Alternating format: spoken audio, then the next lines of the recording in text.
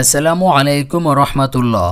প্রিয় দর্শক শ্রোতা, আজকের ভিডিওতে আমরা আলোচনা করব অজু করে ঘুমানোর বিস্ময়কর ফজিলত সম্পর্কে।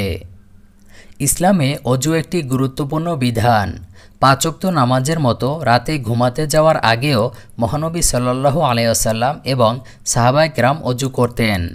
এটি ফরজ না হলেও খুবই ফজিলতপূর্ণ সুন্নাত আমল। রাতে ঘুমানোর আগে অজু করতে উৎসাহিত করা হয়েছে হাদিসে।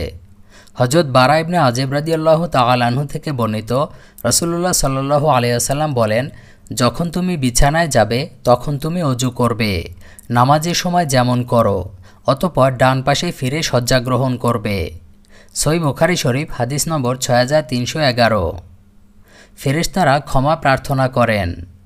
হযরত আব্দুল্লাহ ইবনে ওমর রাদিয়াল্লাহু তাআলা আনহু বলেন, রাসূলুল্লাহ সাল্লাল্লাহু আলাইহি ওয়াসাল্লাম ইরশাদ করেছেন, তোমরা তোমাদের দেহগুলোকে পবিত্র রাখবে, আল্লাহ তোমাদের পবিত্র করুন।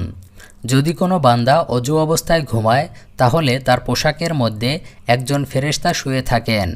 রাতে যখনই এ ব্যক্তি নড়াচড়া করে তখনই এই ফেরেশতা বলেন, হে আল্লাহ, আপনি এই ব্যক্তিকে ক্ষমা করে দিন, কারণ সে অজু অবস্থায় ঘুমিয়েছে। নিশ্চিত দোয়া কবুলের সময়। অন্য হাদিসে হযরত মুআয ইবনে জাবাল রাদিয়াল্লাহু তাআলা আনহু বলেন, রাসূলুল্লাহ সাল্লাল্লাহু আলাইহি ওয়াসাল্লাম বলেছেন, কোনো মুসলিম যদি অজু অবস্থায় আল্লাহর জিকিরের উপর ঘুমায়, এরপর রাতে কোনো সময় হঠাৎ তার ঘুম ভেঙে যায় এবং সে ওই অবস্থায় শুয়ে শুয়ে আল্লাহর কাছে তার জাগতিক বা পরলৌকিক কোনো কল্যাণ কামনা করে, তাহলে আল্লাহ তাকে তার প্রার্থিত বস্তু দিবেনই, অর্থাৎ কোনো সন্দেহ নেই।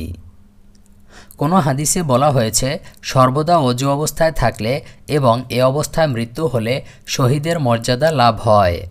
হযরত আনাস রাদিয়াল্লাহু তাআলা আনহু থেকে বর্ণিত, তিনি বলেন, রাসূল সাল্লাল্লাহু আলাইহি ওয়াসাল্লাম আমাকে বলেছিলেন, হে আমার বেটা, সম্ভব হলে সবসময় অজু অবস্থায় থাকবে, কেননা মৃত্যুর ফেরেশতা অজু অবস্থায় যার জান কবজ করেন তার শাহাদাতের মর্যাদা লাভ হয়।